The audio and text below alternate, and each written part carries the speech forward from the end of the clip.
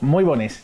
Ya sabéis que esta semana, aquí en el espacio dedicado a la asignatura de Llengua Asturiana y Literatura en Educastur, la TPA, lo que vamos a hacer es dar un repaso a la literatura asturiana contemporánea, a la que se viene publicando desde los años 70 del siglo XX hasta ahora, que es lo que se llama el surdimiento. Ya os dije el otro día que el surdimiento es un movimiento cultural y literario que muda de fecho la realidad de la literatura asturiana. La primera generación, como vimos, y una generación que trae nuevos rumbos a la literatura y que al mismo tiempo abandona determinadas zonas que tenía la literatura asturiana, pues vencellaes a la repetición de temas, de cuestiones en muchas ocasiones siempre vinculadas a lo rural y a otras muchas cuestiones que venían condicionando la literatura asturiana. Bien, pues la primera generación, que era de los autores nacidos en los años 40 y 50, y la que fae ese cambio, y después llega en los años 90, 80, finales de los 80, principios de los 90, cuando arranquen a publicar los autores que nacieron en los años 60. Los autores nacidos en los años 60 son los que se llaman la segunda generación del surdimiento. En esa segunda generación del surdimiento tenemos autores como Xoán Bello, Ester Prieto, Marta Mori, Miguel Rojo, Dolfo Camilo Díaz. Hay una bayura de autores, hay muchísimos más autores, aparecen revistas literarias como la revista Adrei, que aparece en Nubieu, en el seno de la Facultad de Filosofía y Lletres, y que supone un cambio y un intento por dar nuevos aires a la literatura asturiana. Son una generación mucho más esmolecida por la cuestión literaria y menos por la política, o a lo menos no aparece tanto las cuestiones reivindicativas en la literatura como sí sucedía en muchos casos en la literatura de la primera generación del surdimiento. Así que voy, aquí estoy otra vez rodeado de libros de Berta Piñán, de Antón García, de Xandru Fernández, Ester Prieto, todos estos autores que forman parte de la segunda generación. Y voy a llevaros dos cosines, dos amueses de literatura, pero un llau del libro de Xoán Bello, Historia Universal de Paniceiros, que ya quizás es el libro más importante del autor y probablemente de esta generación hasta ahora, porque son son escritores que están todavía en un momento de plena creación. Voy a llevaros el poema Paniceiros. Conozo un país donde el mundo se llama Zarreu, Grandiecha, Pícula Mouta, Paniceiros. Un mundo que perdeu l'aldu los caminos. Jerusalén levantado na palma la mano de un neno. Un mundo que era alto, luminoso, esbelto, naciente y fonte y vocación de río, donde los hombres callen y el silencio ya renuncia, donde escaecimos el ser, donde claudicamos.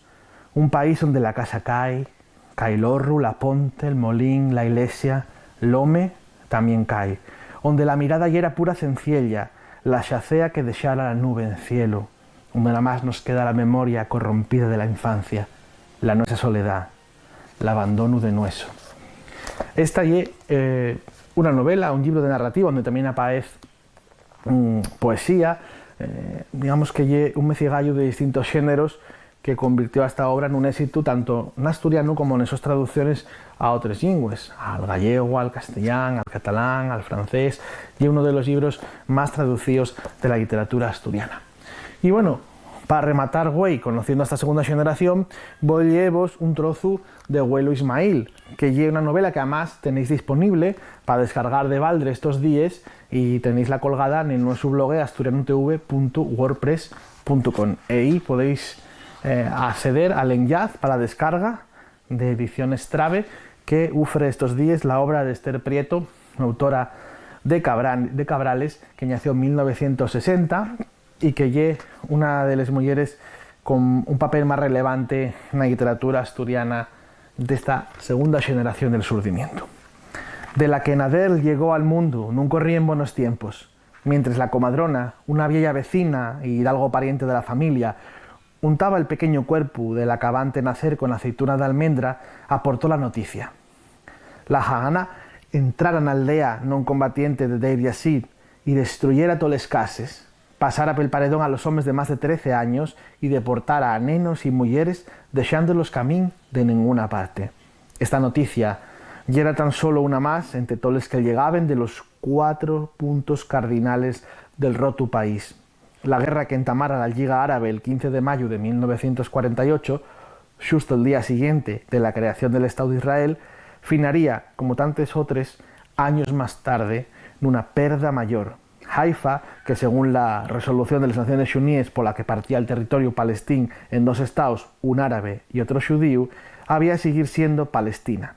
Transformóse, por orden de Ben Gurión, primero nuna ciudad judía, arrasadas les cases, cubiertes la tierra con grandes árboles para no dejar el camino abierto para el retorno, la población fue evacuada a Uquiera.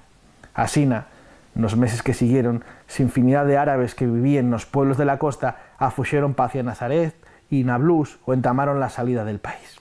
Bien, deixo aquí, con la gana de seguir conociendo este Güelo Ismail y por supuesto, animándoos a estos días, aunque la celebración de la Semana de las Letras Asturianes pasa a la Seronda, a que también celebremos en casa, pues estos días leyendo literatura asturiana, porque además enseguida vamos a poder salir también a disfrutar de ella y ya podemos hacerlo pues un poco con un poquillo más de tiempo para esparder fuera de casa. Vémonos estos días con más clase asturiana. Ya sabéis que nos queda conocer todavía a la que llegue la tercera generación del surdimiento. Así que hasta la próxima clase.